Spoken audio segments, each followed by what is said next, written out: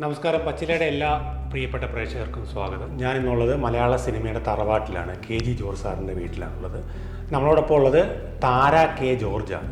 അതായത് ഏകദേശം 150ഓളം രാജ്യങ്ങൾക്ക് മുകളിൽ സഞ്ചരിച്ച് നമുക്കൊക്കെ അപ്രാപ്യമായ ഒരു യാത്രാ അനുഭവമുള്ള ഒരു വ്യക്തിയാണുള്ളത്. നമസ്കാരം താര. നമസ്കാരം. Thank you for having me on the show. എന്താണ് ഈ ബെൽ എന്താണ്? ഇത് സ്വിറ്റ്സർലൻഡിലെ ഒരു സുവനീർ ആയിട്ട് നമുക്ക് വാങ്ങാൻ കിട്ടുന്ന ഒരു ബെല്ലാണ്. ഇത് സ്വിറ്റ്സർലൻഡിലെ ഈ സ്വിസ് കൗസ് എന്ന് പറയുന്ന ഭയങ്കര ഫേമസ് ആണ്. സ്വിസ് കൗവിന്റെ ചീസും മിൽക്കും.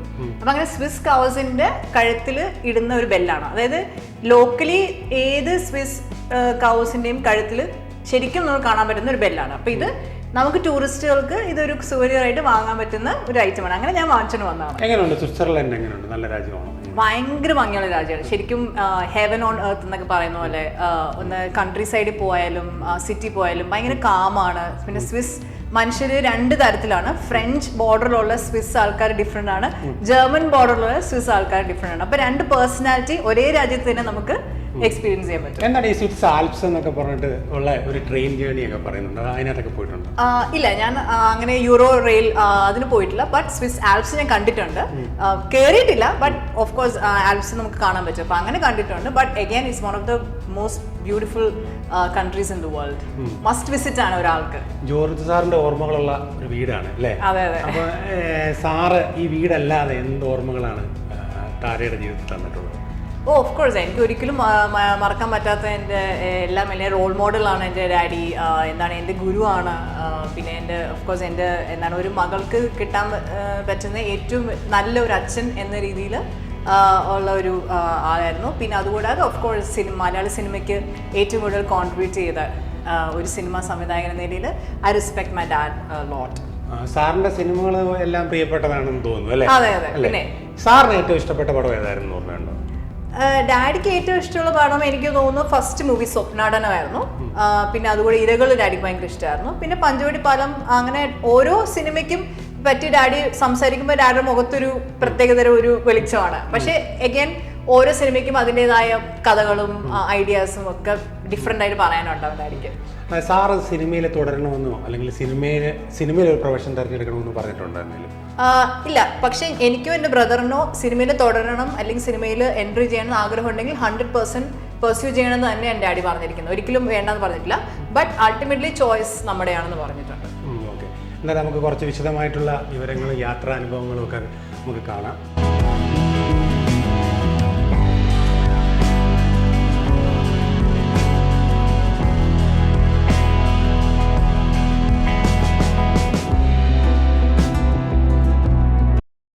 Keep learning, earning, caring and giving എന്നുള്ളൊരു കോൺസെപ്റ്റ് കൊള്ളാം. താരയുടെ വാട്സപ്പ് പേജിലെ ഒരു സ്റ്റാറ്റസ്. അതെന്താണ്? യാത്ര എങ്ങനെയാണത്? അതായത് നമ്മൾ ഒരു മനുഷ്യൻ എന്ന ഒരു ഹ്യൂമൻ ബീയിങ് എന്ന് പറഞ്ഞാൽ നമ്മൾ എപ്പോഴും എന്തെങ്കിലും ലേൺ ചെയ്തുകൊണ്ടിരിക്കണം. അപ്പം നമ്മൾ അറിവ് നേടുമ്പോൾ നമുക്ക് എന്താ പറയുക, അതുകൊണ്ട് നമുക്ക് ബിസിനസ് ചെയ്യാം, അല്ലെങ്കിൽ നമുക്കൊരു ജോലി ലഭിക്കാം അല്ലേ? അപ്പം നമ്മൾ ഏൺ ചെയ്ത് തുടങ്ങും. അപ്പോൾ ഏൺ ചെയ്ത് തുടങ്ങുമ്പോഴത്തേക്കും നമ്മൾ എന്താണ്, നമുക്ക് ഇഷ്ടമുള്ളവർക്ക് നമ്മൾ കെയർ ചെയ്യും, നമുക്ക് സഹായിക്കാൻ പറ്റും. അത് നമ്മൾ ഗിവിങ് എന്ന് പറഞ്ഞാൽ നമുക്ക് നമ്മുടെ ഫാമിലിക്ക് തൊട്ട് ഇൻക്ലൂഡിങ് ചാരിറ്റി നമുക്ക് ചെയ്യാൻ പറ്റും. അപ്പം ആ ഒരു process learning, earning, caring, giving അതിങ്ങനെ ഒരു റിപ്പീറ്റ് മോഡിലായിരിക്കണം. അപ്പം അങ്ങനെയാണ് നമ്മുടെ ലൈഫ് കുറച്ചൊരു മീനിങ് ഫുൾ ആവും എന്ന് ഞാൻ വിശ്വസിക്കുന്നു. ഏകദേശം 150ഓളം രാജ്യങ്ങൾ സന്ദർശിച്ചിട്ടുണ്ടെന്ന് പറഞ്ഞിട്ടുണ്ട്. അപ്പോൾ അതിനകത്ത് ഏറ്റവും കൂടുതൽ ഹാപ്പിനെസ് ഉണ്ടാക്കിയത്, യാത്ര മാത്രമല്ല ജീവിതത്തിൽ ഏറ്റവും കൂടുതൽ ഹാപ്പി ആയിരിക്കുന്നത്, താര ഹാപ്പി ആയിരിക്കുന്നത് എപ്പോഴാണ്? താര എപ്പോഴും ഹാപ്പിയാണ്. യാത്ര ചെയ്യുമ്പോഴും യാത്ര ചെയ്യാത്തപ്പോഴും ഹാപ്പിയാണ്. ബിക്കോസ് ഞാൻ നാച്ചുറലി എന്താ പറയുക ഒരു പോസിറ്റീവ് ആയിട്ടുള്ള ചിന്തിക്കുന്ന ഒരു ആളാണ്. അപ്പോൾ എനിക്ക് ഹാപ്പിനെസ് ഞാൻ പുറത്തുള്ള ഒരു ഇതിൽ കണ്ടെത്താറില്ല. ഹാപ്പിനെസ് ഓൾറെഡി ഉള്ളിലുണ്ടെന്ന് ഞാൻ വിശ്വസിക്കുന്നു. So I M always happy. അതുകൊണ്ട് ഞാൻ എന്ത് ചെയ്താലും അത് ആ ഒരു ഹാപ്പിനെസ്സിൽ കൂടെ ചെയ്യുന്നത്. സോ യാത്ര എന്ന് പറയുന്നത് ഒരു ആഡഡ് അഡ്വാൻറ്റേജ് ആയിരുന്നു. എൻ്റെ ഹാപ്പിനെസ്സിനെ എൻഹാൻസ് ചെയ്യാൻ പറ്റുന്ന ഒരു എക്സ്പീരിയൻസ് ആയിരുന്നു ട്രാവലിംഗ്. അപ്പം ആ ഒരു എക്സ്പീരിയൻസ് കൂടെ ഒരു പക്ഷേ എന്താ പറയുക എനിക്ക് ഹാപ്പി ആയിട്ടുള്ള മെമ്മറീസ് കിട്ടി, അല്ലെങ്കിൽ ഹാപ്പി ആയിട്ടുള്ള ഫ്രണ്ട്സിനെ കിട്ടി. അങ്ങനെ കുറേ ലേണിങ്സ് ഉണ്ടായിരുന്നു, ഹാപ്പി ലേണിങ്സ്. സോ അങ്ങനെ ഞാൻ പറയുന്നത് ഈ ട്രാവലിംഗ് എന്ന് പറയുന്നത് whether you happy or not, നമ്മൾ എന്താണോ അതിനെ എൻഹാൻസ് ചെയ്യുന്ന ഒരു എക്സ്പീരിയൻസ് ആണ് ട്രാവലിംഗ്. അതുകൊണ്ട് ഞാൻ എപ്പോഴും പറയും എല്ലാവരോടും, എപ്പോഴും ആർക്കും എന്തെങ്കിലും ഒരു ഓപ്പർച്യൂണിറ്റി ഉണ്ടെങ്കിൽ 100% ട്രാവൽ ചെയ്യണമെന്ന് ഞാൻ പറയും. ബിക്കോസ് ട്രാവലിൽ കൂടെ നമ്മൾ കാണാൻ പറ്റുന്നതും പരിചയപ്പെടാൻ പറ്റുന്ന ആൾക്കാരും ആ ഒരു എക്സ്പീരിയൻസ് ഒക്കെ ഒരിക്കലും എന്ത് ചെയ്താലും കിട്ടത്തില്ല. That's A unique experience. അപ്പോൾ ഒരു ആദ്യത്തെ യാത്രാനുഭവം എപ്പോഴാണ് ആയിരിക്കും സാറ് കൊണ്ടുപോയേക്കുന്നൊരു യാത്ര ഉണ്ടാവുമല്ലോ, ഈ സിനിമ സെറ്റുകളിൽ അങ്ങനെ പോയിട്ടുണ്ടോ? എങ്ങനെയാണ്? യെസ്, ഡാഡി ഒരു എവിഡ് ട്രാവലർ ആയിരുന്നു. ഡാഡി ലോകം കുറേ സ്ഥലത്തൊക്കെ ട്രാവൽ ചെയ്തിട്ടുണ്ട്. സോ ഡാഡി ട്രാവൽ ചെയ്യാൻ തുടങ്ങിയതിന് ശേഷം എന്നോട് എപ്പോഴും പറയായിരുന്നു, എസ്പെഷ്യലി ഞാൻ ലോകം കാണണം, ട്രാവൽ ചെയ്യണം എന്ന് ചെറുപ്പം മുതലേ എൻ്റെ മനസ്സിൽ ഡാഡി ആ ഒരു സീഡ് ഇങ്ങനെ പ്ലാൻ ചെയ്തിട്ടുണ്ടായിരുന്നു. പിന്നെ അതുപോലെ തന്നെ എൻ്റെ ചെറുപ്പത്തിലുള്ള മെമ്മറീസ് പറയുമ്പോൾ ഞങ്ങൾ ഡാഡീസ് റെഗുലറായിട്ട് ഞങ്ങൾ ഒരു അംബാസഡർ ഉണ്ട്. അപ്പോൾ ഞങ്ങൾ 4 പേരും, മമ്മിയും ഞാനും എൻ്റെ ബ്രദറും കൂടെ ഞങ്ങൾ ഡാഡിയുടെ ബർത്ത് പ്ലേസ് തിരുവല്ലയിൽ വെക്കേഷന് പോകും. ഓണം വെക്കേഷൻ, ക്രിസ്മസ് വെക്കേഷൻ അങ്ങനെ പോകുമായിരുന്നു. സോ ആ സമയത്തൊക്കെ ഇങ്ങനെ ഡാഡി ഡ്രൈവ് ചെയ്യും. ബട്ട് ഓരോ സിറ്റി അല്ലെങ്കിൽ ഓരോ ഏരിയ പാസ് ചെയ്യുമ്പോഴത്തേക്കും, ഫോർ എക്സാമ്പിൾ വള്ളത്തോളാണെങ്കിൽ അവിടെ ഉള്ള ഒരു ഡാഡിയുടെ ഒരു ഫ്രണ്ടിനെ പറ്റി പറയും, അല്ലെങ്കിൽ ഒരു കലാകാരനെ പറ്റി അദ്ദേഹം ഇവിടെ ആയിരുന്നു എന്ന് പറയായിരുന്നു. സോ അങ്ങനെ മെമ്മറീസ് ഇങ്ങനെ എനിക്ക് എന്താ പറയുന്ന ഒരു എൻജോയബിൾ ട്രിപ്പുകളായിരുന്നു എല്ലാം. അപ്പോൾ തിരിച്ചു വരുമ്പോഴും അതുപോലെ തന്നെ. അപ്പം അടുത്ത പ്രാവശ്യം മുമ്പ് ഞാൻ പറയും ഡാഡി ഈ സ്ഥലം അതല്ലേ ഇങ്ങനെ. സോ ഇറ്റ് വാസ് ഓൾവേസ് എന്താ പറയുക ഒരു എൻ്റർടൈൻമെൻ്റ് ആയിരുന്നു, എൻജോയബിൾ ആയിരുന്നു. സോ ചെറുപ്പം മുതലേ ഡാഡി എൻ്റെ മനസ്സിൽ ആ ഒരു ട്രാവൽ ചെയ്യണം, എസ്പെഷ്യലി ലോകം കാണണം എന്നോട് പറയുമായിരുന്നു. എൻ്റെ ഡാഡി ഏറ്റവും വലിയ ആഗ്രഹം ഞാനൊരു IFS ഇന്ത്യൻ ഫോറിൻ സർവീസ് ആകണം എന്നായിരുന്നു. ഇപ്പോൾ അംബാസഡർ ആകും പല പല രാജ്യങ്ങളിൽ. അപ്പോൾ അവിടെ പോകുമ്പോൾ യാത്ര ചെയ്യാനുള്ള അവസരം കിട്ടും. അതായിരുന്നു എൻ്റെ ഡാഡിയുടെ ഏറ്റവും വലിയ ആഗ്രഹം. IFS ആയില്ലെങ്കിൽ അറ്റ്ലീസ്റ്റ് ഡാഡിയുടെ ആഗ്രഹം പ്രകാരം ഞാൻ ലോകമെങ്കിലും കാണാൻ പറ്റിയ ഒരു അവസരം എനിക്ക് കിട്ടി, ഒരു ജോലി കിട്ടി. അപ്പോൾ അങ്ങനെ I think I fulfil one of his wishes. എങ്ങനെയാണ് എയർ ഹോസ്റ്റസ് ആയത്? എയർ ഹോസ്റ്റസ് ആവാനായിട്ടുള്ള ഒരു ട്രെയിനിങ് എങ്ങനെയായിരുന്നു? അതിനൊക്കെയുള്ള ഒരു പാത്ത് എങ്ങനെയായിരുന്നു? സോ എയർ ഹോസ്റ്റസ് എങ്ങനെ ആയെന്ന് ചോദിച്ചാൽ എനിക്ക് തന്നെ അറിയത്തില്ല. ദൈവത്തിൻ്റെ തീരുമാനമായിരുന്നു. ഞാൻ അത് സംഭവിച്ചു. ഞാൻ ദുബായ് ഷോപ്പിംഗ് ഫെസ്റ്റിവലിൽ നിന്ന് ഇങ്ങനെ എന്താ പറയുന്നത് അവിടെ പോയപ്പോഴത്തേക്കും എൻ്റെ ഡാഡിയുടെ ഒരു ഫ്രണ്ട് എന്നോട് പറഞ്ഞു ഇങ്ങനെ why don't you apply for cabin crew, എൻ്റെ പേഴ്സണാലിറ്റിക്ക് സൂട്ടബിൾ ആണ് ക്യാബിൻ ക്രൂ എന്നൊക്കെ പറഞ്ഞു. അങ്ങനെ ഞാൻ അപ്ലൈ ചെയ്തു. പക്ഷേ അത് കിട്ടും അല്ലെങ്കിൽ കിട്ടില്ല, അല്ലെങ്കിൽ ഇനി എൻ്റെ ഫ്യൂച്ചർ ഇതാണ് എന്ന് വിചാരിച്ചിട്ടൊന്നുമല്ല. ബട്ട് എമിറേറ്റ്സിൽ അപ്ലൈ ചെയ്തു, എറ്റിഹാദിൽ അപ്ലൈ ചെയ്തു. 2 എയർലൈൻസിലും എനിക്ക് കിട്ടി. But I chose Emirates ultimately because Dubai അങ്ങനെയൊക്കെ. പിന്നെ I have friends and family everyone in Dubai. അപ്പോൾ അങ്ങനെ ഞാൻ എമിറേറ്റ്സ് ചൂസ് ചെയ്തു. So that is how cabin crew life happened. യാത്ര ചെയ്യാൻ ആഗ്രഹിക്കുന്ന ഒരാൾക്കാരാണോ ഈ എയർ ഹോസ്റ്റസിലേക്ക് വരുന്ന പുതിയ ആൾക്കാർക്ക്, അല്ലെങ്കിൽ ഈ ഒരു പ്രൊഫഷൻ ചൂസ് ചെയ്യാനുള്ള ആഗ്രഹമുള്ളവർക്ക് നമുക്ക് കൊടുക്കാവുന്ന ഒരു എന്താണ് ഒരു അഡ്വൈസ്? എങ്ങനെയാണ് അതിൻ്റെ ഒരു പാത്ത് എങ്ങനെയാണ്? സോ ആക്ച്വലി നമ്മൾ ഒരു പേഴ്സണാലിറ്റിയാണ് ഇതിന് ഏറ്റവും ഇമ്പോർട്ടൻറ്റ്. യാത്ര ചെയ്യാൻ ഇഷ്ടമുള്ളവർക്ക് of course best job cabin crew ആണ്. ബിക്കോസ് നമുക്ക് ഫ്രീ ആയിട്ട് ലോകം മൊത്തം യാത്ര ചെയ്യാനുള്ള അവസരമുണ്ട്. ഏറ്റവും നല്ല ബെസ്റ്റ് ഹോട്ടൽസിൽ താമസിക്കാനുള്ള അവസരമുണ്ട്. പിന്നെ എന്താണ് ലൈക്ക് നമ്മൾ ഫ്ലൈ ചെയ്യുമ്പം പലരുമായിട്ടും നമുക്ക് ഇൻട്രാക്ട്, പാസഞ്ചേഴ്സ് പല പല രാജ്യക്കാരായിട്ട് ഫ്രണ്ട്സ് ഉണ്ടാക്കാം. അങ്ങനെ നമുക്ക് ഇതൊരു ഭയങ്കര ഒരു ഡിഫറെൻറ്റ് എന്ന ലൈഫ് സ്റ്റൈലാണ്. ഈ ക്യാബിൻ ക്രൂ ആകാൻ എന്താണ് ഇപ്പം ആർക്ക് ക്രൈറ്റീരിയ, ആരാണ് എലിജിബിൾ എന്ന് ചോദിച്ചാൽ you have to have a good personality. ആ ഒരു ജോളി നേച്ചർ ആയിരിക്കണം, ആൾക്കാരായിട്ട് പെരുമാറാൻ അറിയണം, പൊളൈറ്റ് ആയിരിക്കണം, എപ്പോഴും ചിരിക്കണം. ലൈക്ക് അങ്ങനെ ഒരു എന്താ ഒരു നാച്ചുറലി ഒരു പീപ്പിൾസ് പേഴ്സൺ ആണെങ്കിൽ you definitely eligible to apply for cabin crew job. അതിനകത്തൊരു ബ്യൂട്ടി എന്ന് പറയുന്നതിൻ്റെ ഒരു ഡെഫിനിഷൻ എന്താണ്? ബ്യൂട്ടി എന്ന് പറഞ്ഞാൽ ലോകം മൊത്തം സഞ്ചരിക്കാന്നാണ്. പിന്നെ അത് മാത്രമല്ല യൂണിഫോം എന്ന് പറയുന്ന ഒരു സാധനമുള്ളൂ. അത് എസ്പെഷ്യലി ഞാൻ എമിറേറ്റ്സിൻ്റെ യൂണിഫോം, ആ ഹാറ്റും ആ സ്കാർഫും ആ കംപ്ലീറ്റ് യൂണിഫോം ഇട്ട് നമ്മളെ ഒരു ഗ്രൂപ്പായിട്ട് ഇങ്ങനെ ഏത് എയർപോർട്ടിൽ പോകുമ്പോൾ എല്ലാവരും ഒരു നിമിഷം അല്ലെങ്കിൽ ഒരു 2 സെക്കൻഡ് നിന്ന് നമ്മൾ ആ പോകുന്നത് ഇങ്ങനെ നോക്കി നിൽക്കുന്നത്, ആ ഒരു feel that is like something glamorous എന്നൊക്കെ പറയാം.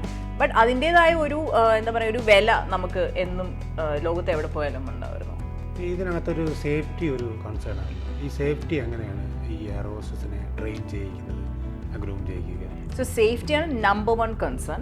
Then comes security and then service. അങ്ങനെയാണ് ഇത് കാറ്റഗറൈസ് ചെയ്തിരിക്കുന്നത്. ഇപ്പോൾ സേഫ്റ്റി എന്ന് പറയുന്നത് നമുക്കിപ്പോൾ എമിറേറ്റ്സ് എയർലൈൻസിലാണ് എനിക്ക് ഫസ്റ്റ് ജോബ് കിട്ടിയത്. So Emirates has the world's best simulators. Simulators എന്ന് പറഞ്ഞാൽ റിയൽ ലൈഫ് സിനാറിയോസ്, എയർക്രാഫ്റ്റിൻ്റെ സിനാറിയോസ് ക്രിയേറ്റ് ചെയ്യുന്ന സിമുലേറ്റേഴ്സ്, ഒറിജിനൽ എയർക്രാഫ്റ്റ് അവരതുപോലെ തന്നെ എവറിത്തിങ് ഉണ്ടാക്കി വെച്ചിട്ടുണ്ട്. അപ്പം അതിനകത്ത് നമ്മൾ കയറുമ്പോൾ സീറ്റ്സ് ഉണ്ടാവും, പൈലറ്റ് ഇരിക്കുന്ന കോക്പിറ്റ് ഉണ്ട്, അങ്ങനെ എല്ലാം കംപ്ലീറ്റ് ഒരു റിയൽ എയർക്രാഫ്റ്റിൻ്റെ ഫീലാണത്. പിന്നെ നമുക്കിങ്ങനെ സേഫ്റ്റി ട്രെയിനിങ് ഉണ്ട്. First initial training is around 6 months. പിന്നെ അത് കഴിഞ്ഞിട്ട് every year we have to have like 15 days training ഉണ്ട്. അത് നമ്മൾ ട്രെയിൻ ചെയ്യണം, പാസ്സാവണം. റിട്ടേൺ എക്സാം ഉണ്ട്, പ്രാക്ടിക്കൽ എക്സാം ഉണ്ട്, ഹെൽത്ത് ചെക്ക് ഉണ്ട്. അപ്പോൾ ഇതെല്ലാം പാസ്സായാൽ മാത്രമേ നമുക്ക് ലൈസൻസ് കിട്ടുള്ളൂ. ലൈസൻസ് കിട്ടിയാൽ മാത്രമേ നമുക്ക് ഫ്ലൈ ചെയ്യാൻ പറ്റുള്ളൂ. സോ നമ്മൾ ഈ യൂണിഫോം ഇട്ട് ഇങ്ങനെ ഗ്ലാമറായിട്ട് നടന്നാലും നമ്മൾ എയർക്രാഫ്റ്റിനകത്ത് കയറി കഴിഞ്ഞാൽ അവർ number 1 priority safety of the aircraft and the passengers. ഈ ഇതിനകത്തേക്കൊരു നമ്മുടെ ഒരു ബേസിക് യോഗ്യത എങ്ങനെയാണ് ഈ ഒരു ക്യാബിൻ? ഡിപ്പെൻസ് അഗൈൻ, ഓരോ എയർലൈൻ ഡിപ്പെൻസ് ആണ്. എമിറേറ്റ്സിലൊക്കെ +2 മതി, അല്ലെങ്കിൽ പ്രീ-ഡിഗ്രി മതിയായി. പിന്നെ ഇംഗ്ലീഷ് നന്നായിട്ട് അറിഞ്ഞിരിക്കും, എഴുതാനും വായിക്കാനും എന്താണ് പറയാനും സംസാരിക്കാനും ഫ്ലുവൻ്റ് ആയിരിക്കണം. പിന്നെ ഇപ്പം ഫോർ എക്സാമ്പിൾ മലയാളം അല്ലെങ്കിൽ ഹിന്ദി, സ്പാനിഷ്, ജർമ്മൻ ഇങ്ങനെയൊക്കെ ഒരു എക്സ്ട്രാ ലാംഗ്വേജ് അറിയുന്നത് ഒരു ആഡഡ് അഡ്വാൻറ്റേജ് ആണ്. ബിക്കോസ് അങ്ങനത്തെ സെക്ടേഴ്സിലൊക്കെ എപ്പോഴും എല്ലാ ഫ്ലൈറ്റ്സിലും ലാംഗ്വേജ് സ്പീക്കേഴ്സിനെ ഇവർ പ്രിഫർ ചെയ്യും. ബിക്കോസ് എല്ലാവർക്കും പാസഞ്ചേഴ്സിന് ഇംഗ്ലീഷ് സംസാരിക്കണമെന്ന് നിർബന്ധമില്ല. അപ്പോൾ അതുകൊണ്ട് ആ ഒരു ലാംഗ്വേജ് ഏത് സെക്ടറിൽ പോയാലും ആ സെക്ടറിൽ ലാംഗ്വേജ് സ്പീക്കർ ഉണ്ടായിരിക്കണം, മസ്റ്റാണ്. സോ അങ്ങനെ ഒരു എക്സ്ട്രാ ലാംഗ്വേജ് അറിയുന്നത് അതൊരു നല്ലതാണ്. പിന്നെ എന്താ പറയുന്നത്, ലൈക്ക് ഹൈറ്റ് ഉണ്ട്, മിനിമം ഹൈറ്റ് ഉണ്ട്, മിനിമം വെയിറ്റ് ഉണ്ട്. ഒരാൾ 50 kilograms ആയിരിക്കണം പെണ്ണുങ്ങൾക്ക്. ആണുങ്ങൾക്ക് I think around 60 or something like that. So അങ്ങനെ ഈ ക്രൈറ്റീരിയസ് എല്ലാം നമ്മൾ എന്താണ് ഓക്കെ ആണെങ്കിൽ, മീറ്റ് ചെയ്യുകയാണെങ്കിൽ you can definitely apply for the job. ഇവർ വെബ്സൈറ്റ്സിലാണോ ഇതെങ്ങനെയാണ് കോൾ ഫോർ വരുന്നത്? വെബ്സൈറ്റ്സിലും ഉണ്ട്. പിന്നെ അതുകൂടാതെ ഇങ്ങനെ ഇൻ്റർവ്യൂസ് നടത്തും, റെഗുലർലി ഇൻ്റർവ്യൂസ് നടത്തും. Bombay, Delhi, main cities, metro സിറ്റീസിലൊക്കെ എപ്പോഴും റെഗുലർലി എല്ലാ ഇന്റർനാഷണൽ എയർലൈൻസ്, ഡൊമസ്റ്റിക് എയർലൈൻസ് ഒക്കെ എപ്പോഴും റെഗുലർ ഇൻ്റർവ്യൂ നടത്തും. So you can attend, walk in ചെയ്യാം. പിന്നെ എന്താ പറയുന്നത്, ലൈക്ക് അല്ലെങ്കിൽ നേരത്തെ അപ്ലൈ ചെയ്ത് അവർ ഇൻവൈറ്റ് ചെയ്യും. You are selected for this interview, please come on this date and this place എന്ന് പറഞ്ഞാൽ അവർ നമുക്ക് ഇമെയിൽ ചെയ്യും. അപ്പോൾ അങ്ങനെ there are different ways of attending the interview. ഇതിനൊരു ഗ്രൂമിങ് എങ്ങനെയാണ് നമ്മൾ ചെയ്യേണ്ടത്? ഗ്രൂമിങ്ങിനൊരു സംവിധാനം ഉണ്ടോ? നമ്മൾ സെൽഫ് ഗ്രൂമിങ് ഉണ്ടോ? എങ്ങനെയാണ്? Yes, grooming is very important. Especially ഇപ്പം പെണ്ണുങ്ങൾക്കാണെങ്കിൽ uniform, again airline uniform depends. ഇപ്പം എമിറേറ്റ്സിൻ്റെയൊക്കെ സ്ലീവ്സ് ഇവിടെ വരെയുള്ളൂ. അപ്പം ഈ കാണുന്ന ഏരിയാസിൽ സ്കാർസ്, ടാറ്റൂസ് ഇതൊന്നും പാടില്ല. അങ്ങനെയാണ്. ഇപ്പം ഫേസ് ക്ലിയർ ആയിരിക്കണം, സ്കാർസ് അല്ലെങ്കിൽ പിമ്പിൾസ് ഇതൊന്നും പാടില്ല. പിന്നെ ഹെയർ എപ്പോഴും വെൽ ഗ്രൂംഡ് ആയിരിക്കണം, നെയിൽസ് പെയിൻറ്റ് ചെയ്തിരിക്കണം, അങ്ങനെ ഹീൽസ്. അപ്പം അങ്ങനെ നമ്മൾ first impression is A best impression എന്ന് പറയുമല്ലോ. അപ്പം നമ്മൾ ഈ ഒരു ജോബിന് പോകുമ്പോൾ നമ്മൾ ആ ഇൻ്റർവ്യൂവിലേക്ക് നമ്മൾ ലൈക്ക് കയറി ചെല്ലുമ്പോൾ അവർ ഫസ്റ്റ് നോക്കുന്ന ഗ്രൂമിംഗ് ആണ്. Is she presentable? എൻ്റെ എയർലൈൻ പ്രസൻറ്റ് ചെയ്യാൻ ഈ ക്രൂ അല്ലെ ആണാണോ പെണ്ണാണോ, യെസ് എക്സാക്ട്ലി. അപ്പോൾ അതുകൊണ്ട് അങ്ങനത്തെ ഒരു first look is also very important. അപ്പം വെൽ ഗ്രൂംഡ് ആയിരിക്കണം നമ്മൾ. അപ്പം ഫിസിക്കലി, അതായത് നമ്മൾ കംപ്ലീറ്റ് ലുക്സ് നമ്മൾ പ്രോപ്പർ ആയിരിക്കണം. പിന്നെ നമ്മുടെ personality is also very important. അപ്പോൾ അവർ സംസാരിക്കുമ്പോൾ അവർക്ക് മനസ്സിലാവും. അവർ ആയിരക്കണക്കിന് ലക്ഷക്കണക്കിന് ആൾക്കാരെ റിക്രൂട്ട് ചെയ്യുന്നവരാണ്. അപ്പോൾ ആരാണ് ഫേക്ക്, ആരാണ് റിയൽ എന്നൊക്കെ അവർക്ക് ശരിക്കും മനസ്സിലാവും. ഈ ക്യാരക്ടർ ഫേക്ക് റിയൽ എന്ന് പറയുന്നില്ലേ, അതെന്താണ്? അത് എന്ന് പറഞ്ഞാൽ ഇപ്പം എന്താ പറയുക, നമ്മളല്ലാത്ത ഒരാളായി നമ്മളവിടെ അല്ലേ, ബീങ് സംബഡി എൽസ്. നമ്മൾ ഒരു നാച്ചുറൽ പേഴ്സണാലിറ്റി ഉണ്ട്. അതല്ലാതെ അവിടെ പോയിട്ട് ഞാൻ എന്തോ ആണ്, അയ്യോ ഞാൻ ഈ ജോലിക്ക് ആപ്റ്റാണ് എന്ന് പറഞ്ഞാൽ നമ്മളിങ്ങനെ നമ്മളല്ലാതെ വേറൊരാളായി മാറുമ്പോൾ അത് അവർക്ക് പെട്ടെന്ന് ഐഡൻറ്റിഫൈ ചെയ്യാൻ പറ്റും. So I always say be your self. നമുക്ക് വിധിച്ചിട്ടുണ്ടെങ്കിൽ അത് എന്തായാലും നമുക്ക് കിട്ടും. അപ്പോൾ അതുകൊണ്ട് ഞാൻ പറയുന്നത്, നമ്മൾ നാച്ചുറലി നമ്മളൊരു ആൾക്കാരുമായിട്ട് ഇൻട്രാക്ട് ചെയ്യാൻ ഇഷ്ടപ്പെടുന്ന ഒരാൾ, കമ്മ്യൂണിക്കേഷൻ സ്കിൽസ് ഉണ്ടോ, ഹാർഡ് വർക്കിംഗ് ആണോ, പിന്നെ എന്താ പറയുന്നത് ലൈക്ക് ട്രാവലിംഗ് ഇഷ്ടമാണോ, അങ്ങനെയൊക്കെയുള്ള ഒരു personality you can definitely go for it. ഈ ജോലി എത്രമാത്രം ടഫാണ്? ടഫ് എന്ന് പറയുന്നത് ഭയങ്കര ടഫാണ്. ലൈക്ക് എസ്പെഷ്യലി ഫിസിക്കലി ഭയങ്കര ടഫാണ് എന്ന് പറഞ്ഞാൽ ഇപ്പോൾ ഒരു മാസം നമ്മൾ ജസ്റ്റ് ഒരു 10-15 ഫ്ലൈറ്റ്സ് ചെയ്യും. അപ്പോൾ ഓരോ ഫ്ലൈറ്റിലും നമ്മൾ പാസഞ്ചേഴ്സിൻ്റെ ബാഗേജസ് നമ്മൾ ഹെൽപ്പ് ചെയ്യും, മേളി ഹാൻഡ് ട്രാക്കിൽ വെക്കും, അത് തിരിച്ച് ഇറങ്ങുമ്പോൾ എടുക്കും. അങ്ങനെ ഇങ്ങനെ കോൺസ്റ്റൻ്റ്ലി നമ്മൾ വെയിറ്റ് ലിഫ്റ്റ് ചെയ്യും. പിന്നെ അതുകൂടെ ഗാലി എന്ന് പറയുന്നത് ഫുഡ് പ്രിപ്പയർ ചെയ്യുന്ന ഏരിയ. ഗാലീസിൽ ഇങ്ങനെ കണ്ടെയ്നേഴ്സ് ഉണ്ട്, ഫുഡൊക്കെ എല്ലാം സ്റ്റോർ ചെയ്ത് വെച്ചിരിക്കുന്നത് ഈ കണ്ടെയ്നേഴ്സ്. അപ്പോൾ ഈച്ച് കണ്ടെയ്നേഴ്സ് ആണ് 15 kgs. അപ്പോൾ അതിൻ്റെ പുറകിൽ കണ്ടെയ്നേഴ്സ് ഉണ്ട്. അപ്പോൾ ഒരു കണ്ടെയ്നർ എടുത്ത് മാറ്റിയവന് അടുത്ത്. അപ്പം നമ്മൾ എപ്പോഴും സഹായം നമുക്ക് കിട്ടണം, നമ്മളെല്ലാം തന്നെ ചെയ്യണം. സോ ഫിസിക്കലി നമ്മൾ ഫിറ്റ് ആയിരിക്കണം.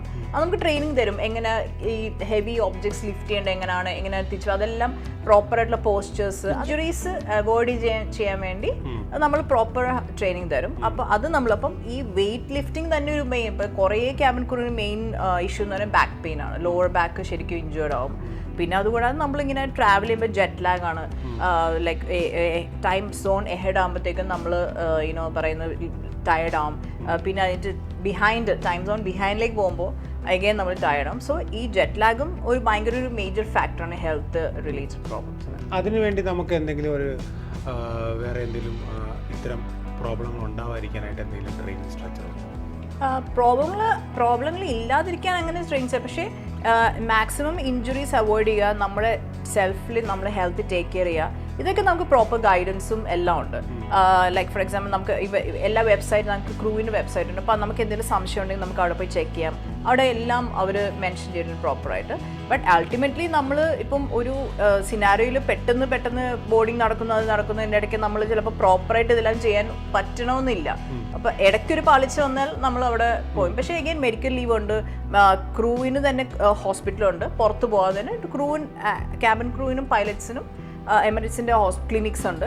അവിടെ തന്നെ എല്ലാ ഡോക്ടേഴ്സും ഉണ്ട്, സ്പോർട്സ് ഡോക്ടേഴ്സ്, ഇഞ്ചുറി അങ്ങനെ. അപ്പം you can get it treated there, medical leave കിട്ടും. അങ്ങനെ ദേ ആർ ലൈക്ക് റിയലി എന്താ ഒരു one of the best airlines അവിടുത്തെ ഒരു കമ്പനിയാണ്, കോർപ്പറേറ്റ് കമ്പനിയാണ് ലോകത്തിൽ തന്നെ.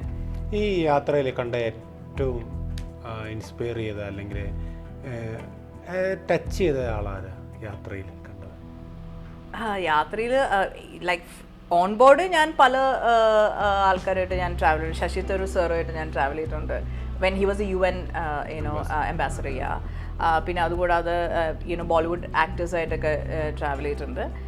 പക്ഷേ എന്നെ ടച്ച് ചെയ്യുന്ന എന്ന് പറയുമ്പോഴത്തേക്കും ഞാൻ ട്രാവൽ ചെയ്യുന്ന നമ്മളൊരു സ്ഥലത്ത് പോകുമ്പോൾ അവിടെ നമുക്ക് പലരെ മീറ്റ് ചെയ്യാൻ പറ്റും. അങ്ങനെ ഉള്ള 2-3 ആൾക്കാരുണ്ടെന്നല്ലാതെ അങ്ങനെ ബേസിക്കലി നമ്മൾ എല്ലാ ദിവസവും ഐ ബിലീവ് നമ്മൾ പരിചയപ്പെടുന്ന അല്ലെങ്കിൽ നമ്മൾ പാത്സ് ക്രോസ് ചെയ്യുന്നവരൊക്കെ ആയിട്ട് എന്തൊക്കെയോ ഒരു ഇൻഫ്ലുവൻസ് നമ്മൾ തന്നെ അറിയാതെ നമ്മുടെ ലൈഫിൽ ഉണ്ടാവുമെന്ന് ഞാൻ വിശ്വസിക്കുന്നു.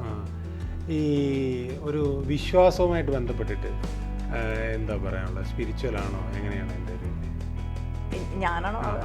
ഞാൻ of course I M spiritual. Yes, ഒരു സ്പിരിച്വലിലേക്ക് ഡീപ്പറായിട്ട് ഞാൻ എന്താ പറയുക ഇൻവോൾവ് ആയിപ്പോൾ.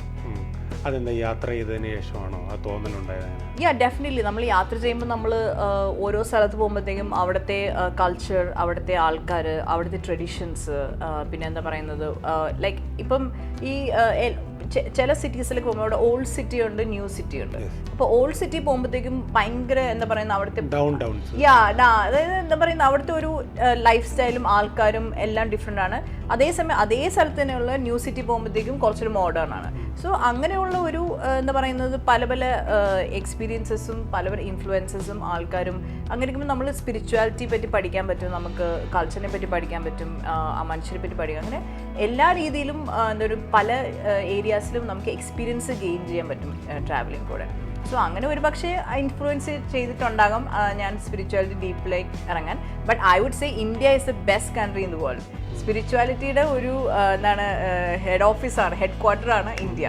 ഏത് സ്ഥലത്ത് പോയാലും നമുക്ക് സ്പിരിച്വാലിറ്റി പറ്റി പല പല രീതിയിലുള്ള ആൾക്കാരും പല പല എന്താ പറയുക നോളജബിൾ സ്ക്രിപ്റ്റ്സ് അങ്ങനെയെല്ലാം നമുക്ക് കിട്ടും. സോ ഇന്ത്യയിൽ വന്നതിന് ശേഷമാണ് ഞാൻ കുറച്ചുകൂടി ഡീപ്പറായിട്ട് സ്പിരിച്വാലിറ്റിയിൽ എനിക്ക് എന്താണ് ഇറങ്ങാൻ സാധിച്ചത്.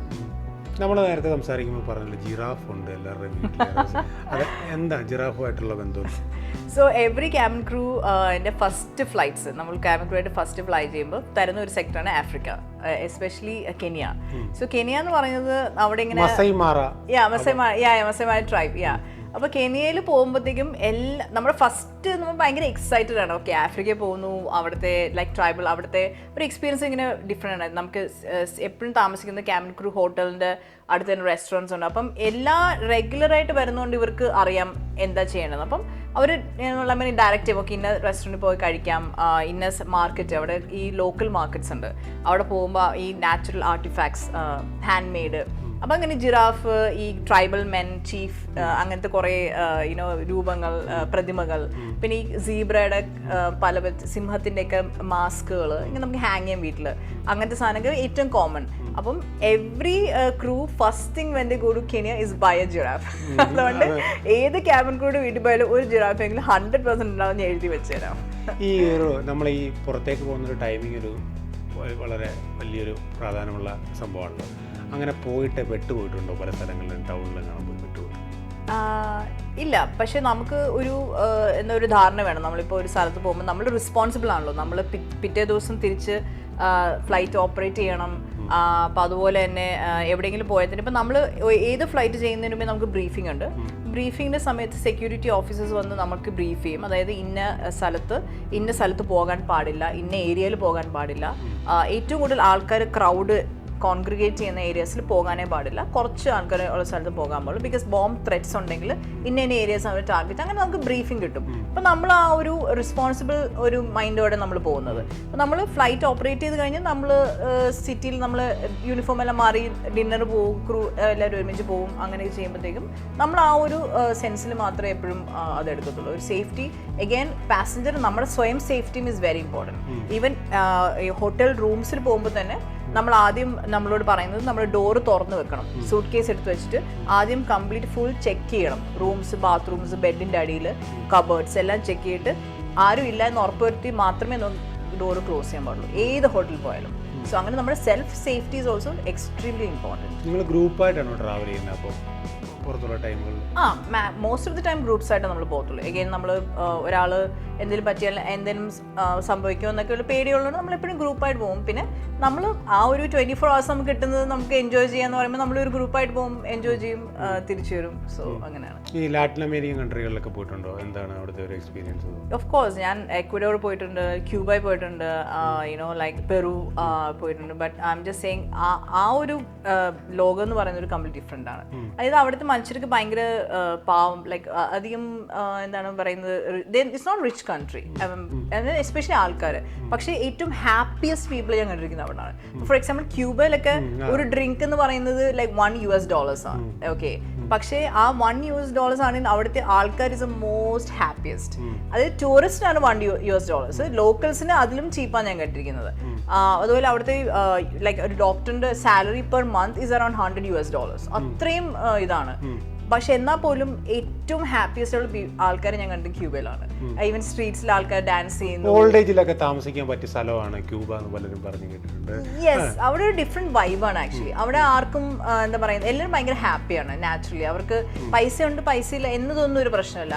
അവരുടെ ജീവിതം അത് അവർ ഹാപ്പിയായിട്ട് ജീവിക്കണം എന്നുള്ള ഒരു ആറ്റിറ്റ്യൂഡാണ് അവിടെ. But I would say Cuba is one of the must visit countries. അവിടെ പോയാൽ മാത്രമേ ആ ഒരു എക്സ്പീരിയൻസ് നമുക്ക് കിട്ടത്തുള്ളൂ. And it's really beautiful. ക്യൂബയിൽ പോയി കഴിഞ്ഞാൽ തന്നെ അവിടുത്തെ കുറേ ഐലൻഡ്സ് ഉണ്ട്. അഗെയിൻ സീ, അത് ഭയങ്കര ഭംഗിയാണെന്നാണ് പറയുന്നത്. ഇപ്പോഴും കുറേ വെർജിൻ ഐലൻഡ്സ് ഒക്കെയാണ് ഞാൻ കേട്ടിട്ടുണ്ട്. ഈ നമ്മൾ ഐലൻഡ് കൺട്രീസ് നമ്മൾ ഈ കൂടാതെ ഈ കൊറിയ, നോർത്ത് കൊറിയ പോയിട്ടുണ്ടോ? ഇല്ല, നോർത്ത് കൊറിയയിൽ ഒന്നും പോകാൻ പറ്റില്ല, ആക്സസ് ഇല്ലല്ലോ. അപ്പോൾ വിസിറ്റേഴ്സിന് ഇതില്ല. ഡിപ്ലോമാറ്റ്സ് അങ്ങനെയൊക്കെ എന്തെങ്കിലും ഉള്ളവർക്ക് മാത്രമേ. ഇല്ല, അവരും അങ്ങനെ പോകത്തില്ല. South Korea of course, South Korea airline നല്ല ബ്യൂട്ടിഫുൾ ആണെന്ന് പറയുന്നത്. Korean of course. കൊറിയൻ എയറും ഈ Asian airlines, especially Singapore airlines, Thai airlines, Korean, Cathay Pacific, ഇതൊക്കെ എന്ന് പറഞ്ഞാൽ മലേഷ്യൻ എയർലൈൻ, ഇവരൊക്കെ ഭയങ്കര സ്ട്രിക്റ്റ് ആണ്. ഓക്കെ, ഏഷ്യൻ കൾച്ചർ എന്ന് പറഞ്ഞാൽ ഭയങ്കര ഡിസിപ്ലിനാണ്, ഭയങ്കര സ്ട്രിക്റ്റ് ആണ്. അപ്പോൾ അവർക്കൊരു യൂണിഫോം ഉണ്ട്. അവർ നമ്മുടെ സൈസ് അനുസരിച്ചുള്ള യൂണിഫോം ഉണ്ടാക്കുന്നത്. ഒരു യൂണിഫോം ഉണ്ട്, അതിൽ നമ്മൾ ഫിറ്റ് ചെയ്യണം. അങ്ങനെയുള്ളവർക്ക് മാത്രമേ അവിടെ ജോലി ചെയ്യാൻ പറ്റുള്ളൂ. സോ അവരുടെ പാരാമീറ്റർ കറക്റ്റ്. അവരുടെ ആ ഒരു പിന്നെ സർവീസ് ഒക്കെ എന്ന് പറഞ്ഞാൽ പക്കയായിരിക്കും, ഭയങ്കര പെർഫെക്റ്റ് സർവീസ് ആയിരിക്കണം. ഒരു കംപ്ലൈൻറ്റ് വന്ന് ചിലപ്പോൾ ക്രൂവിനെ പിരിച്ചുവിടും, അങ്ങനെയൊക്കെയാണ്. അപ്പോൾ അതുകൊണ്ട് അത്രയും ആ അറ്റൻഷൻ ടു ഡീറ്റെയിൽസിൽ കൊടുക്കുന്നതുകൊണ്ടാണ് ഈ കാത്തെ പസഫിക്കും ഇത് Singapore always number 1 airline in the world ആയിട്ട് ഇപ്പോഴും മെയിൻറ്റെയിൻ ചെയ്യാൻ പറ്റുന്നത്. ഈ തുർക്കിയിൽ യാത്ര ചെയ്തിട്ടുണ്ടോ? ടർക്കിയിലെ മോസ്റ്റ് ഓഫ് ദ സിറ്റീസ് ഞാൻ യാത്ര ചെയ്തിട്ടുണ്ട്. And it's one of the most beautiful cities. Again Turkish people ഭയങ്കര ഹാപ്പിയാണ്. And Turkish food is the best. Like കൊനാഫാസ്, ബക്ലാവാസ്, ഈ സ്വീറ്റ്സ് ഒക്കെ ആക്ച്വലി ഹുമ്മൂസ്, ഈ കബാബ്സ് ഒക്കെ ആക്ച്വലി ഒറിജിനലി ഹിസ്റ്ററി എടുത്ത് നോക്കുകയാണെങ്കിൽ ടർക്കിയാണ് ഫസ്റ്റ് ഇതെല്ലാം ഉണ്ടാക്കുന്നത്. ഈവൻ ബിരിയാണി പോലും ഞാൻ കേട്ടിട്ടുണ്ട് ടർക്കി എന്നുള്ള ബിരിയാണി മസാലയൊക്കെയാണ് ഇൻഫ്ലുവൻസ് ആയിട്ട് ബാക്കിയുള്ള രാജ്യങ്ങളിലേക്ക് വന്നിരിക്കുന്നത് ഞാൻ കേട്ടിട്ടുണ്ട്. But food everything is really good. Even as A city ഭയങ്കര ഭംഗിയാണ് കാണാൻ. പിന്നെ ടർക്കി ഹിസ്റ്ററി കുറേ വർഷം നമ്മൾ പുറകിൽ പോകാൻ, Turkey was actually Christian country. പിന്നെ അത് കൺവേർട്ട് ചെയ്ത് മുസ്ലിം കണ്ടു. അപ്പം ഇപ്പോഴും അവിടുത്തെ ചില മോസ്കുകൾ പോകുമ്പോൾ അകത്ത് ഇപ്പോഴും മദർ മേരിയും ജീസസും ക്രോസും ഉണ്ട്.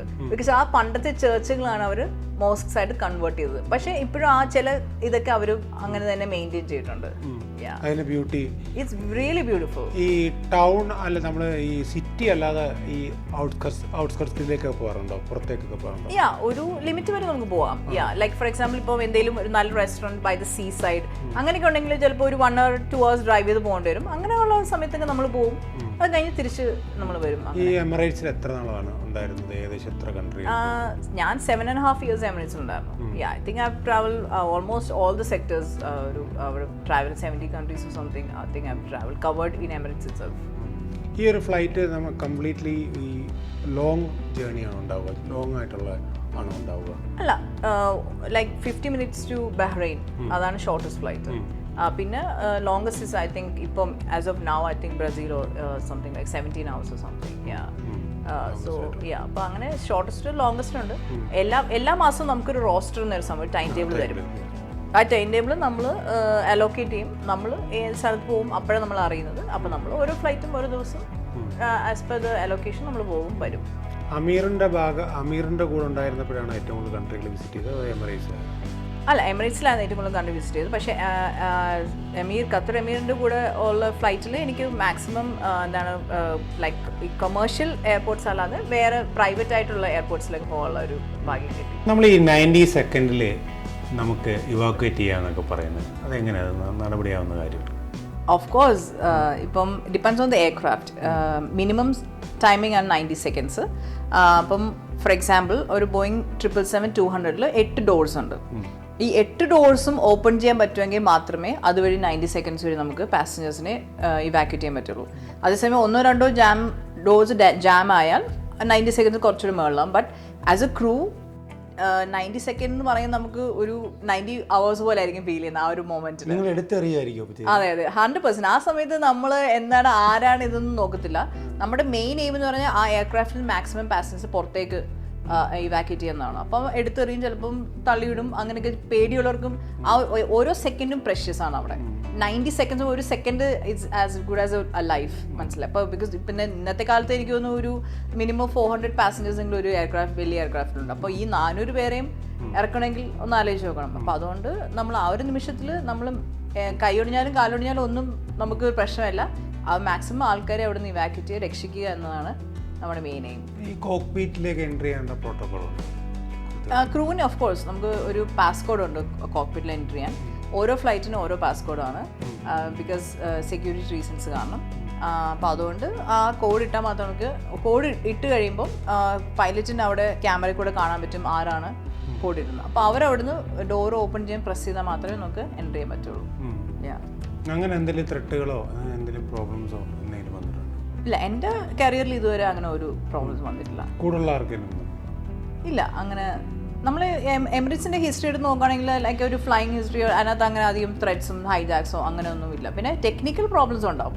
അത് ഒരു മെഷീനാണല്ലോ. ഇപ്പോൾ ഏത് വണ്ടിയാണെങ്കിലും അതിനൊരു ടെക്നിക്കൽ എയർവേന്നും എയർക്രാഫ്റ്റ് ഒരു മെഷീൻ എന്ന രീതിയിൽ അതിനുള്ള ചെറിയ, പിന്നെ ഏറ്റവും കൂടുതൽ വരുന്നത് ബേർഡ്സ്, ഈ എൻജിൻ്റെ അകത്തേക്ക് ബേർഡ്സ് ഫ്ലൈ ചെയ്ത് വരുമ്പോഴത്തേക്കും ആ ഒരു സ്പീഡിലും ആ ഒരു സെക്കൻഡ്സിൽ ഈ എസ്പെഷ്യലി ഈ സീഗൾസ് പറയത്തില്ലേ ആ വലിയ, അതാണ് ഏറ്റവും കൂടുതൽ ഇതിനകത്ത് എന്താ ലൈക്ക് അകപ്പെട്ടു പോകുന്നത്.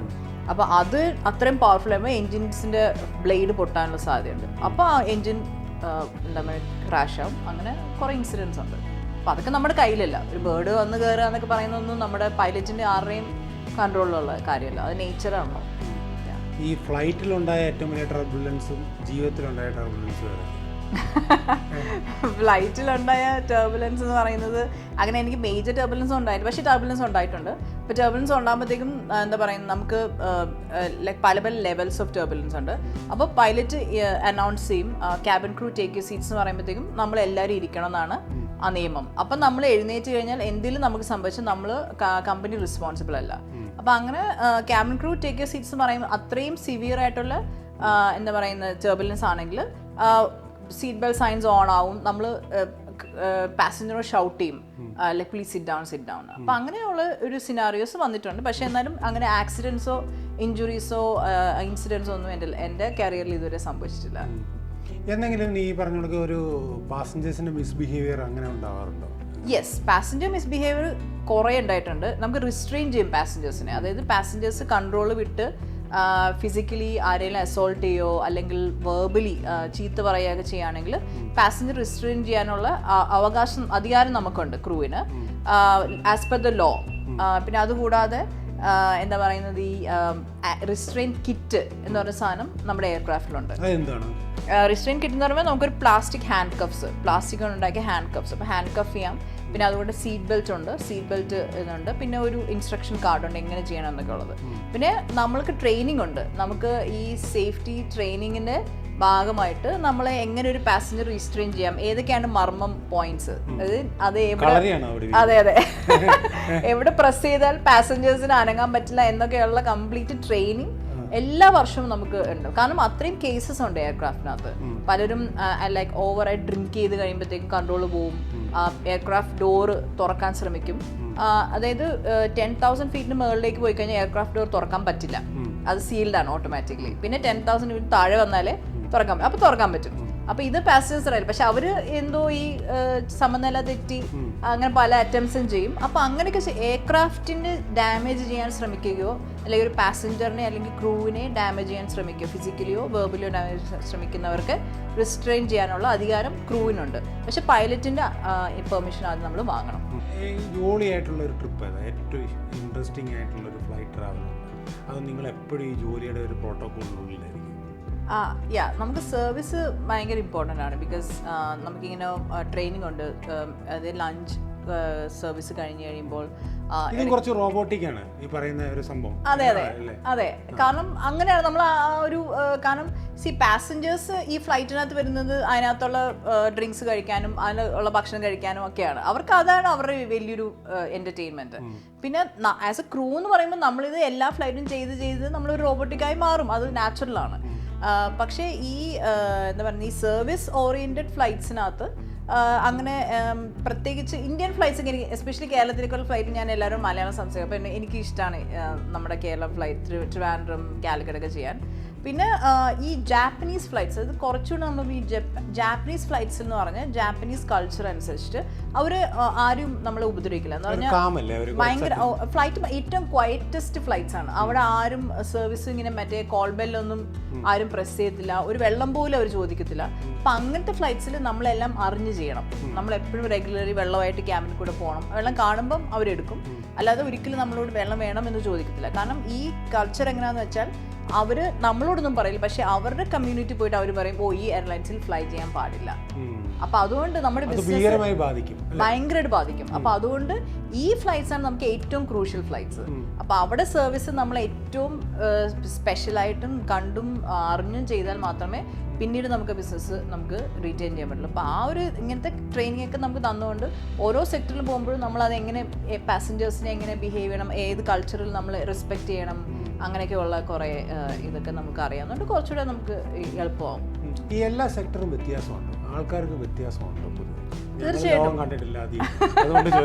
തീർച്ചയായിട്ടും ഭാഷ വ്യത്യാസമാണ്, ലുക്സ് ഡിഫറെൻ്റ് ആണ്, പിന്നെ ബിഹേവിയർ ഡിഫറെൻ്റ് ആണ്. ചില പാസഞ്ചേഴ്സ് അഗ്രസീവ് ആണ്, ചില പാസഞ്ചേഴ്സ് ഭയങ്കര ആറ്റിറ്റ്യൂഡാണ്, ചിലർ ഭയങ്കര കാമാണ്, ക്വയറ്റ് ആണ്, ചിലർ ഹാപ്പിയാണ്. All depends. ചിലർക്ക് ഭാഷ അറിയില്ല, ഇംഗ്ലീഷ് അറിയാത്തതുകൊണ്ട് എന്താ പറയുന്ന ആ ഒരു കമ്മ്യൂണിക്കേഷൻ ഗ്യാപ്പ് ഉണ്ടാവും. പക്ഷെ എന്നാലും എവ്രി സെക്ടർ ഇസ് ഡിഫറെൻറ്റ്. ഇപ്പം ഈജിപ്റ്റ് ഫോർ എക്സാമ്പിൾ കൈറോയിലേക്ക് പോകുന്ന എല്ലാ ഫ്ലൈറ്റും ഡിഫറെൻ്റാണ്.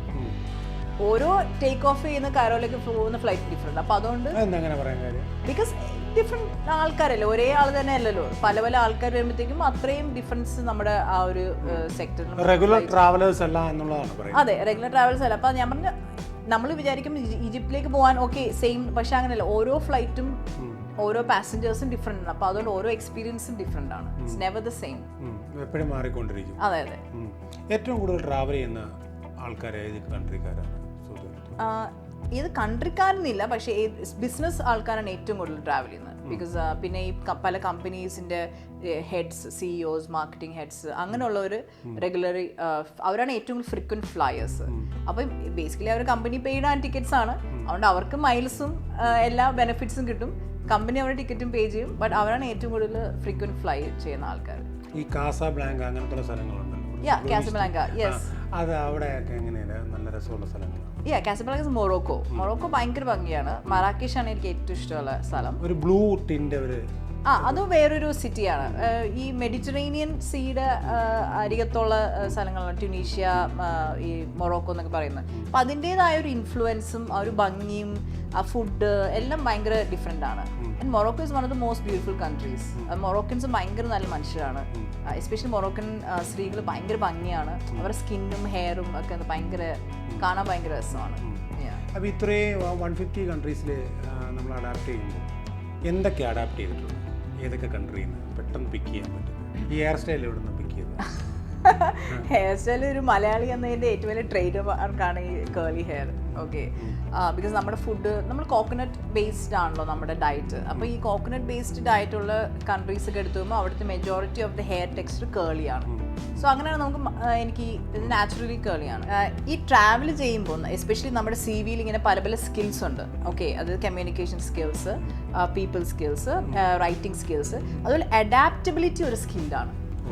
അതായത് ഏതൊരു രാജ്യത്തും അത് വേറൊരു നാഷണാലിറ്റി. ഇപ്പം നമ്മൾ ഇന്ത്യൻ ആണ്, പക്ഷേ എൻ്റെ കൂടെ ജോലി ചെയ്യുന്ന ഒരു UK നാഷണൽ ആയിരിക്കാം, അല്ലെങ്കിൽ ഒരു മൊറോക്കൻ ആയിരിക്കാം, ഒരു ഈജിപ്ഷ്യൻ ആയിരിക്കാം. അപ്പോൾ ഈ പല പല ആൾക്കാരായിട്ട് അഡാപ്റ്റ് ചെയ്ത് പോവുക.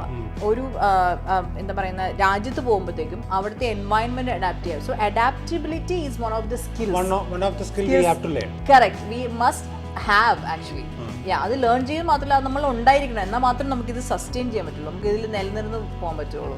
ഈ അഡാപ്റ്റബിലിറ്റി ഇല്ലെങ്കിൽ നമുക്ക് ഭയങ്കര ബുദ്ധിമുട്ടാണ് ഈ ജോബിൽ കണ്ടിന്യൂ ചെയ്യാൻ. പക്ഷെ അങ്ങനെ നമ്മൾ അഡാപ്റ്റ് ചെയ്യാനായിട്ട് എന്തെങ്കിലും സ്കില്ല് നോക്കുക, അത് നമ്മൾ ഒബ്സർവ് ചെയ്യണം, എന്താണ് ചെയ്യുക? ഒബ്സർവേഷൻ ഈസ് 100% ഉണ്ട്. പക്ഷെ എന്നാലും നമുക്ക് ആ ഒരു പേഷ്യൻസ് വേണം, ആ ഒരു അതിലൊരു താല്പര്യം വേണം. അല്ലെങ്കിൽ നമ്മൾ എന്ത് ജോലി ചെയ്താലും അത് ആത്മാർത്ഥമായിട്ട് ചെയ്യുവാണെങ്കിൽ നമുക്ക് അതിൽ എന്താ പറയുക, നമ്മൾ ചെയ്യുക എന്നൊരു ഫീലിംഗ് അല്ല, അത് നാച്ചുറലായിട്ട് വന്നോളൂ അല്ലേ?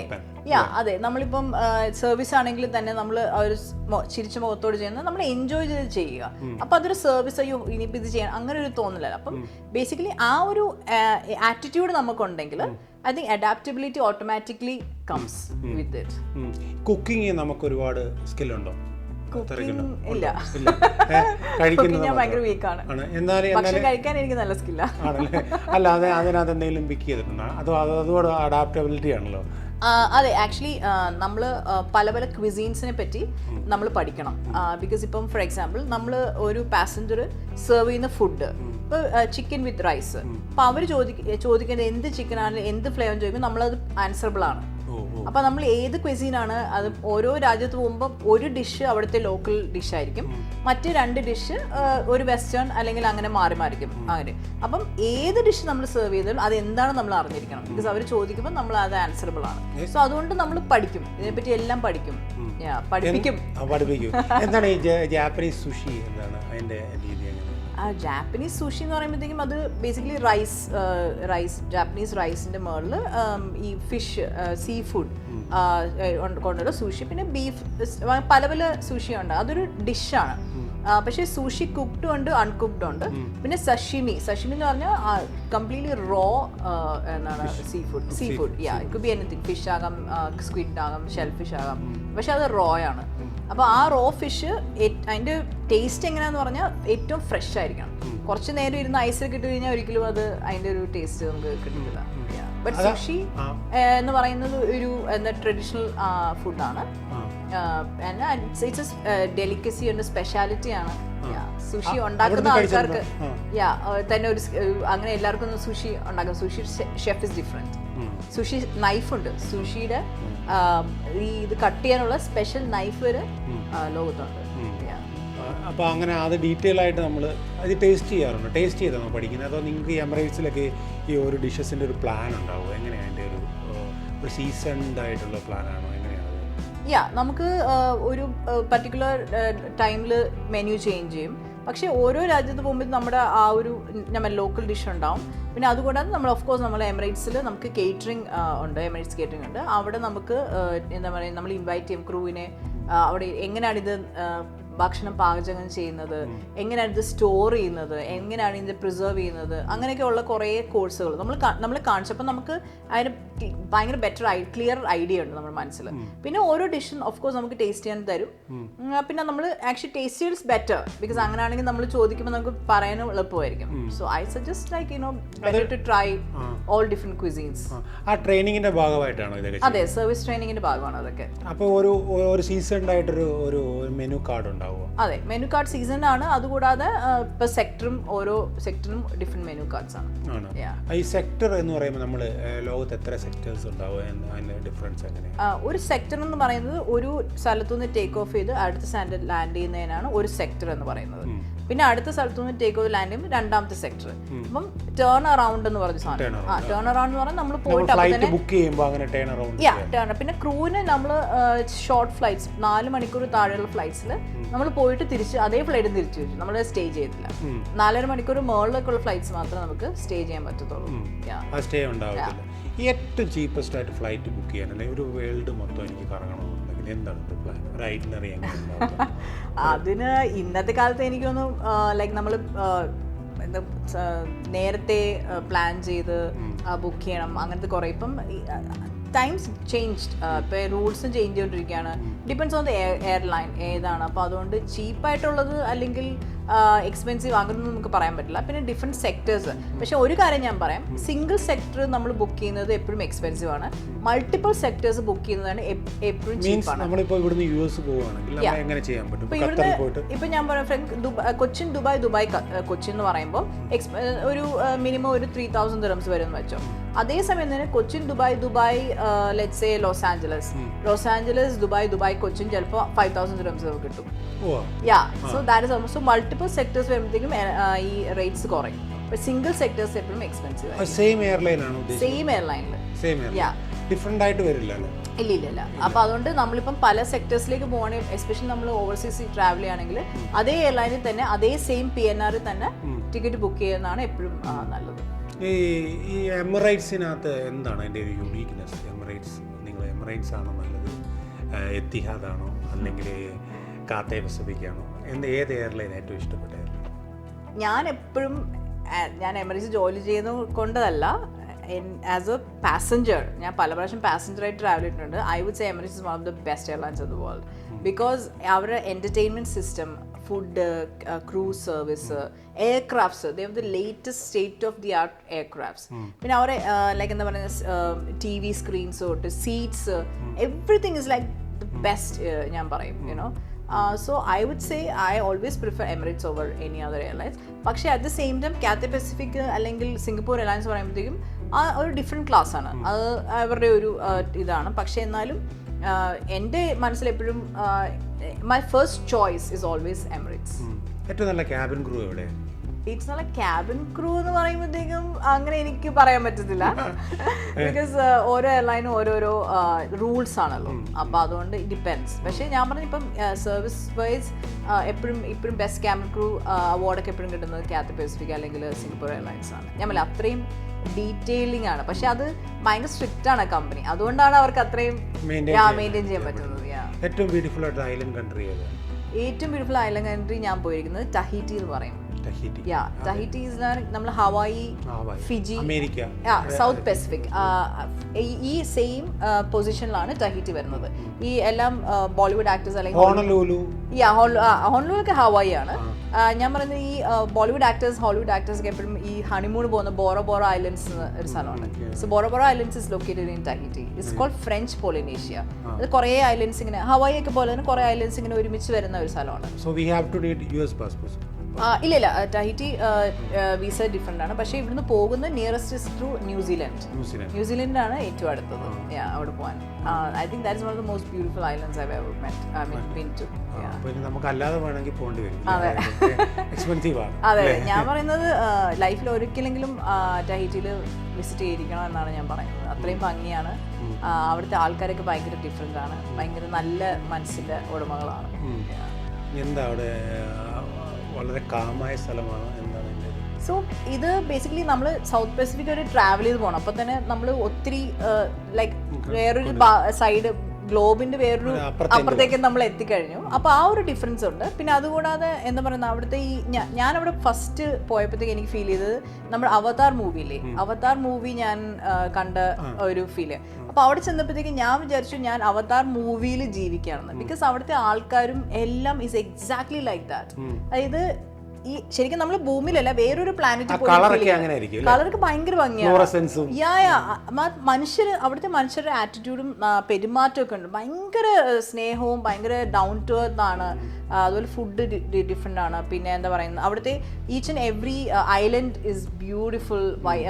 എന്താ വൈറ്റ് സാൻഡും ഉണ്ട്, ബ്ലാക്ക് സാൻഡും ഉണ്ട്. വോൾക്കാനോ ഇറപ്ഷൻ്റെ വോൾക്കാനോ സൈഡാണ്, അവിടെ ബ്ലാക്ക് സാൻഡും ഉണ്ട്. പക്ഷേ അവിടുത്തെ പ്രത്യേകത അവിടുത്തെ പേൾ ബ്ലാക്ക് ആണ്, ബ്ലാക്ക് പേൾ ആണ്. ബിക്കോസ് ഈ വോൾക്കാനിക് നമ്മുടെ ഒരു ഇപ്പൊ കാണുന്ന നമ്മുടെ ഒരു പേളിന്റെ കളർ ആയിരിക്കും, വൈറ്റ് ആണ് നമ്മളെ മനസ്സിൽ വരുന്നത്. പക്ഷേ ഇവിടുത്തെ സ്പെഷ്യലി ബ്ലാക്ക് പേൾ ആണ്. റൗണ്ട് പേൾസ് ഡിഫറെന്റ് ഇതുണ്ട്. പക്ഷേ ബ്ലാക്ക് പേൾസ് ആണ് അവിടുത്തെ സ്പെഷ്യൽ. ബട്ട് ആസ് എഫ് മനുഷ്യർ, ഇപ്പം ഞാൻ പറയില്ല, അന്ന് നേരത്തെ രുജുവിനോട് ചോദിച്ചു ലൈഫിൽ മറക്കാൻ പറ്റാത്ത ആരെങ്കിലും ഉണ്ടോ എന്ന്. അപ്പൊ ഈ ടഹീറ്റിയിൽ ടുറേറെ എന്ന് പറയുന്ന ഒരു മാഡത്തിനെ എനിക്ക് പരിചയപ്പെടാൻ പറ്റി. ആൻഡ് ഞങ്ങൾ ഇപ്പോഴും ടച്ചിലുണ്ട്. ആൻഡ് ഷീസ് ലൈക്ക് ഒരിക്കലും ഞാൻ മറക്കത്തില്ല. അത്രയും ഒരു പവർഫുൾ ഓറ, പവർഫുൾ ഓറയും സ്പിരിച്വലി ഭയങ്കര ഹയസ്റ്റ് ലെവലിലുള്ള ഒരു മാഡമാണ്. അപ്പോൾ അങ്ങനെ I still you know admire her. അതുപോലെയൊക്കെ ആകണമെന്നാണ് എൻ്റെ ഒരു ആഗ്രഹം. ഒരു റോൾ മോഡൽ എന്നൊക്കെ പറയാൻ വേണമെങ്കിൽ. അവരവിടെ ഒരു ബിസിനസ്, ഈ പേൾസും ഇതൊക്കെ വിൽക്കുന്ന ഒരു ജസ്റ്റ് ഒരു ഏരിയ. നമ്മൾ ഇറ്റലി പൊതുവെ ഫാഷന്റെ ഒരു ഹബ്ബാണല്ലോ. ഈ ടെക്സ്റ്റ് കളേഴ്സ് അങ്ങനത്തുള്ള കാര്യങ്ങളിലെ ഫാഷനുമായിട്ട് എന്ത് റിലേറ്റ് ചെയ്തിട്ട് അങ്ങനെ വല്ലതും പിക്ക് ചെയ്തിട്ടുണ്ടോ? Yes, actually Paris is a fashion capital, but I would say Italy is a fashion capital, Milan especially, because Italian fashion എന്ന് പറയുന്നത് ക്ലാസ് അപ്പാർട്ട് ആണ്. ഇത് ഇറ്റാലിയൻ സ്റ്റിച്ചിങ് അല്ലെങ്കിൽ മേക്കിംഗ് ഭയങ്കര ഡിഫറെൻറ്റ്. ഇപ്പം കാറിന് എടുക്കാം, ഫെറാറി, ലാംബോർഗിനി, ഇതെല്ലാം ഇറ്റാലിയൻ ആണ്. ബിക്കോസ് എന്തുകൊണ്ടാണ് അത് ഡിഫറെൻ്റ്? ആ സ്റ്റിച്ചിങ്ങിൻ്റെ പെർഫെക്ഷനിലാണ്. And Italians are very fashionable, good looking people ആണ്. കാണാൻ ഭയങ്കര ഭംഗിയാണ്, ഫാഷനബിളി ഭയങ്കര ഇതാണ്. മിലാനിലും അവിടെ പോകുമ്പോഴത്തേക്കും നമ്മളിങ്ങനെ സ്ട്രീറ്റ്സിൽ തന്നെ ഒരു നോർമൽ ആളൊരു ഓഫീസിൽ പോകുന്ന ഒരാളിൻ്റെ ഡ്രസ്സിംഗ് എന്നൊക്കെ പറയുന്നത് റിയലി സൂപ്പർ, യുനോ. അപ്പോൾ my favourite fashion capital is actually Italy country, and city I would say Milan. ഇഷ്ടപ്പെട്ട brand clothing Zara, of course Zara normal നമുക്ക് ലൈക്ക് റെഗുലർ ആയിട്ട് ബൈ ചെയ്യും. നേച്ചനും അങ്ങനെ ഈ ഹൈ സ്ട്രീറ്റ് ബ്രാൻഡ് എന്ന് പറയും. ഹൈ സ്ട്രീറ്റ് ബ്രാൻഡ്സിൽ of course I prefer those. പിന്നെ if you go one step above you can go for LV, Dior, you know Italian. അങ്ങനെ ഇറ്റലി തന്നെ ആക്ച്വലി ഇറ്റലിയിൽ ഇസ് ചീപ്പർ ദാൻ ഫ്രാൻസ്. ഈ LV ബാഗ് ഫ്രഞ്ച് ആണെങ്കിലും ഇറ്റലിയിൽ ഇത് ചീപ്പാണ്. പർച്ചേസ് ചെയ്യാൻ പറ്റുന്ന സ്ഥലമാണ്. ഡെഫിനറ്റ്ലി. പിന്നെ ടൂറിസ്റ്റിന് ടാക്സ് റീഫണ്ട് ഉണ്ട്. അപ്പം നമുക്ക് അതിനും സേവ് ചെയ്യാൻ പറ്റും. നമുക്ക് എയർപോർട്ടിൽ ടാക്സ് റീഫണ്ട്. ഏറ്റവും ഇഷ്ടപ്പെട്ട ഡ്രിങ്ക്സ് ഏതാ? ഡ്രിങ്ക് വെള്ളം.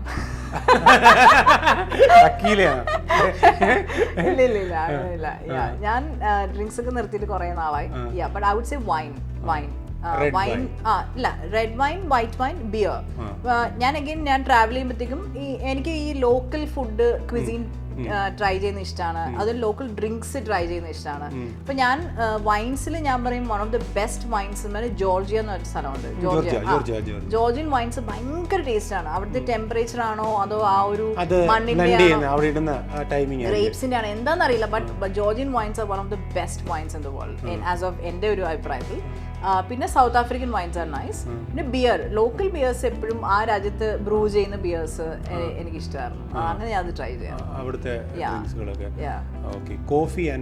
Coffee, yes of course I M A coffee lover. ഞാൻ സ്റ്റാർബക്സിന്റെ ഒരു ഭയങ്കര ഫാനാണ്. എനിക്ക് സ്റ്റാർബക്സിന്റെ ലിമിറ്റഡ് എഡിഷൻ കപ്സ് വരെ ഞാൻ വാങ്ങിച്ചു വെച്ചിട്ടുണ്ട്. അതായത് ഓരോ സിറ്റിക്കും മാത്രമായിട്ട് ഉണ്ടാക്കുന്ന സ്റ്റാർബക്സ് കപ്സ് ഉണ്ട്. And I have New York, Paris, London, അങ്ങനെ ഏത് സ്റ്റാർബക്സ് ആണ് ഏറ്റവും കൂടുതൽ ഇഷ്ടപ്പെട്ടത്? എന്താണ് അതിന് കാരണം? US generally Starbucks is nice. അവിടുത്തെ എസ്പെഷ്യലി ഈ സമ്മറിന് ഡ്രിങ്ക്സ് ഉണ്ട്, വിന്റർ ഡ്രിങ്ക്സ് ഉണ്ട്. അതിങ്ങനെ രണ്ട് സീസണിന് രണ്ട് പല പല ഡ്രിങ്ക്സ് കിട്ടും. സോ ഈ വിന്ററിൽ എനിക്ക് ഏറ്റവും like peppermint hot chocolate. That's like my favourite peppermint hot chocolate. Yeah, അത് വിന്റർ സീസണിൽ മാത്രമേ കിട്ടത്തുള്ളൂ.